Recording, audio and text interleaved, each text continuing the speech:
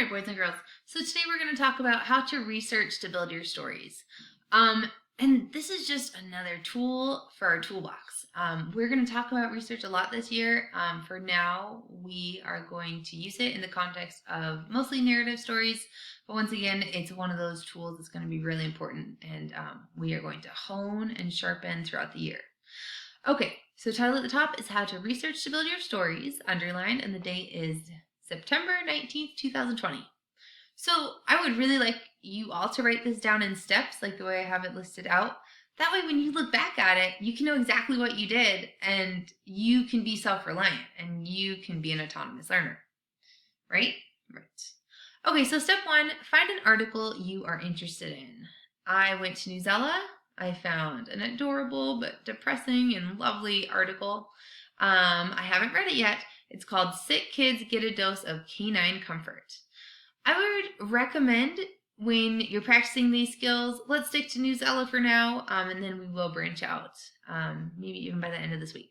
So before even reading this article, I'm kind of looking at it, and I have some questions. And that's our second step. Before reading the article, ask yourself some questions. The questions that I came up with were, how often do support dogs work in the hospital? And you should write your questions down too. My other question is, where do the dogs stay when they are not with patients? How many dogs work at the facility?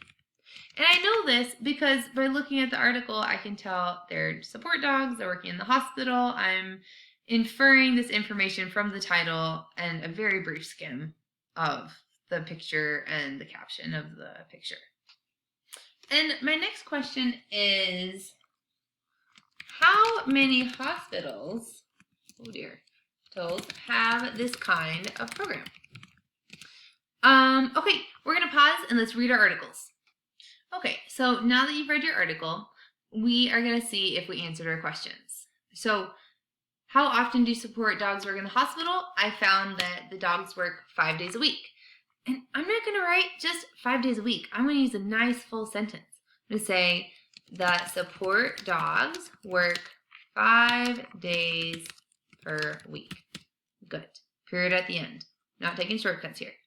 All right, my next question was, where do the dogs stay when they are not with patients? And I found that information too, which I thought was really interesting. So they actually have their own office space. And what I'm not going to do is I'm not going to look at the article right in front of me and copy down what it says.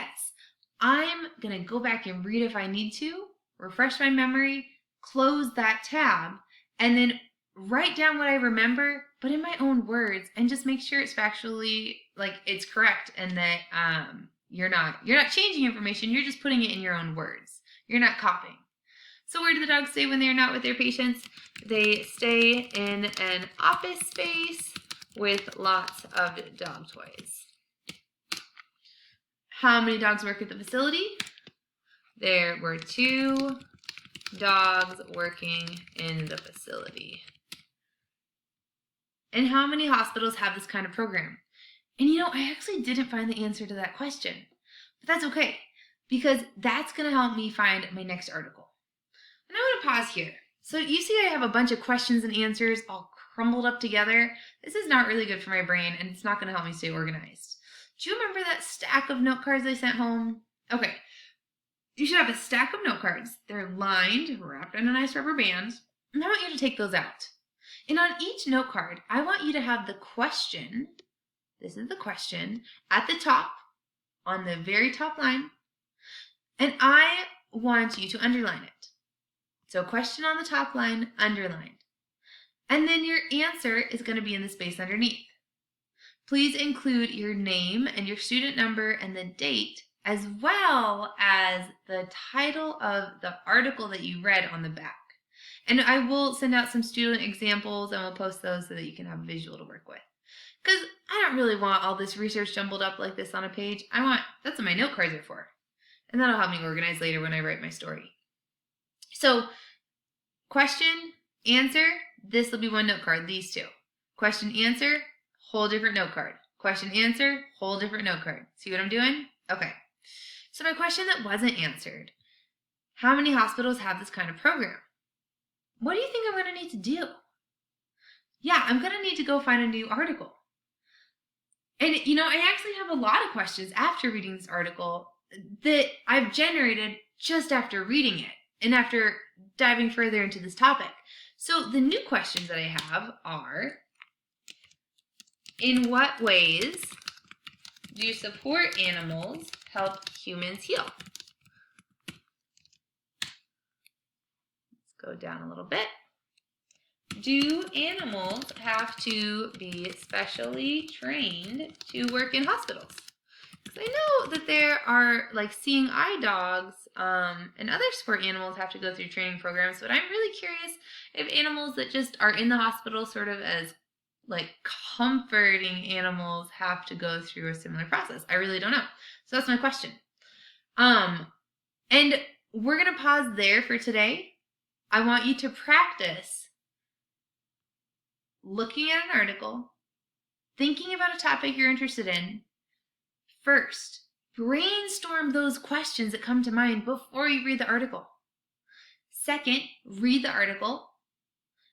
When you come back from reading the article, and even while you're reading the article, because you'll have your stack of questions in a note card, right? So while you're reading the article, when you find those answers, go ahead and fill out those note cards. And you might have some note cards that never get filled. They might just stay in note card limbo land, and you might have to table those. That's okay.